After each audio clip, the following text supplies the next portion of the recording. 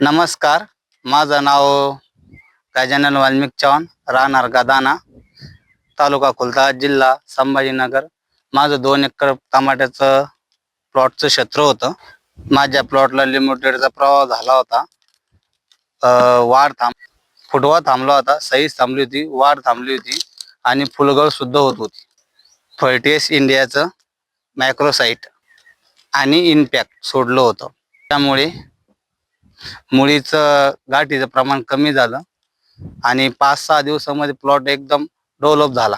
तुम्ही बघू शकता, शेंडा पण फोडला आणि फुल पण भरपूर प्रकारे लागले.